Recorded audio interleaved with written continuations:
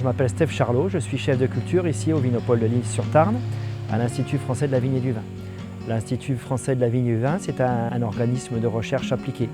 On fait de la recherche en viticulture et en œnologie. Sur le site ici, nous avons 14 hectares d'un domaine expérimental, uniquement planté de vignes.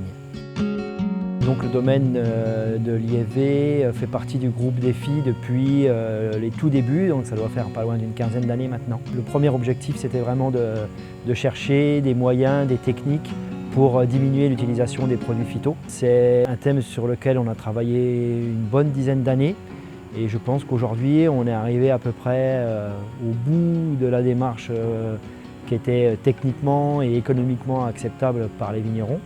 Donc on a commencé un petit peu à diversifier les thèmes de discussion. Un thème sur lequel on parle déjà depuis un bon moment, c'est la qualité des sols, la matière organique dans les sols, la vie dans les sols.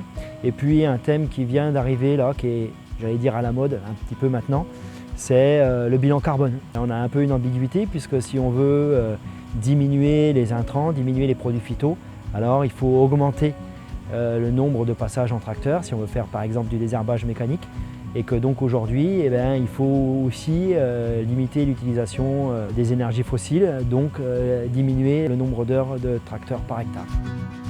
Le principal recours qu'on a pour diminuer l'utilisation des herbicides, c'est le désherbage mécanique. Le problème du désherbage mécanique dans des terroirs comme les nôtres, avec des sols qui sont très peu pourvus d'argile, c'est qu'on a un vrai problème d'érosion.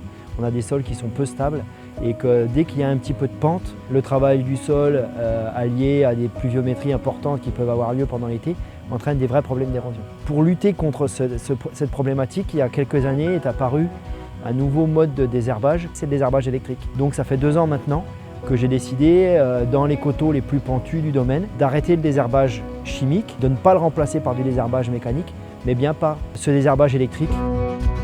La première problématique que j'ai rencontrée, c'est qu'effectivement ça désherbe relativement efficacement, mais en particulier les graminées qui ont été tuées par l'électrocution restent sur place et font de la paille. Et quand on passe quelques semaines après, j'ai été confronté à un problème d'incendie, de feu qui se déclarait sur la paille sèche due à l'ancien passage. Donc j'ai combiné pour résoudre ce problème-là avec un outil mécanique, une brosse qui m'a permis d'enlever la paille. Cette année, j'ai essayé de passer plus tôt en saison pour désherber avant que l'herbe soit poussée de manière importante pour pas que la paille apparaisse. J'espère diminuer le nombre de passages de brosse cette année et réussir à avoir un résultat acceptable. L'idéal serait 4 ou 5 passages.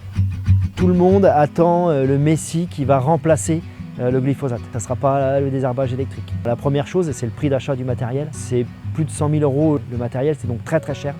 Et le deuxième frein, c'est le débit de chantier. On est obligé de passer à des vitesses très lentes et donc ça pose un double problème, le débit de chantier et l'utilisation importante d'hydrocarbures, parce que comme le débit de chantier est très lent, on passe beaucoup de temps et donc on utilise beaucoup de gasoil. Si ces leviers sont améliorés, je pense qu'on pourra l'utiliser en combinaison. Typiquement le désherbage mécanique au printemps, ça marche difficilement parce que dès qu'il pleut, le désherbage mécanique n'est pas efficace.